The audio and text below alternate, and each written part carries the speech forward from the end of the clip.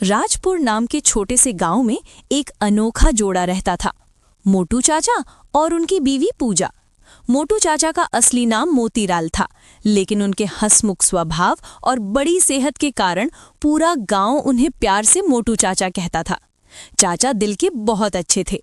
गांव में किसी की छत टपकती, कुएं का पानी गंदा हो जाता या बिजली के खंभे पर तार ढीला पड़ जाता, सबसे पहले मोटू चाचा ही पहुंचते।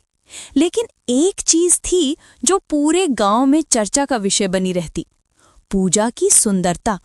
पूजा जितनी खूबसूरत थी उतनी ही शांत और रहस्यमयी भी।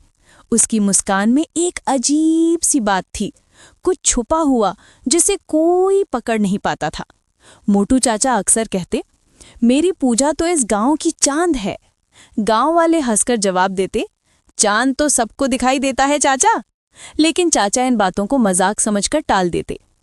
हंगामा शुरू हुआ हवेली वाले घर से। गांव में एक नया हंसमुख पड़ोसी आया था, रंजीत। वो पढ़ा लिखा, खुश मिजाज और थोड़ा स्टाइलिश किस्म का आदमी था। उसका घर मोटू चाचा के ठीक सामने था।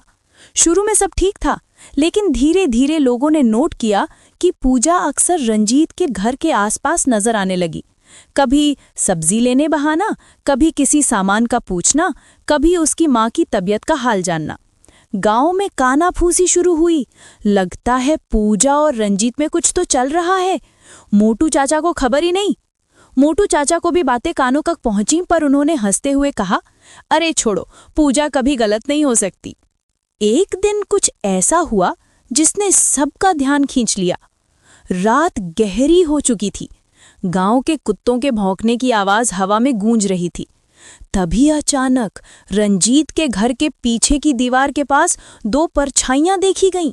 गांव का चौकीदार जल्दी से उधर भागा, लेकिन जैसे ही वो पहुंचा, परछाइयां गायब।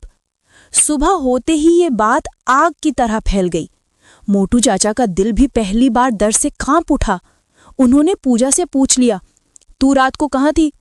पूजा चौंक गई, पर उसने जवाब दिया, मैं तो घर में ही थी चाचा, कसम से। चाचा ने उसके चेहरे को गौर से देखा। पहली बार उन्हें उसकी आंखों में कुछ ऐसा दिखा जिसने उनके दिल में शंका पैदा की।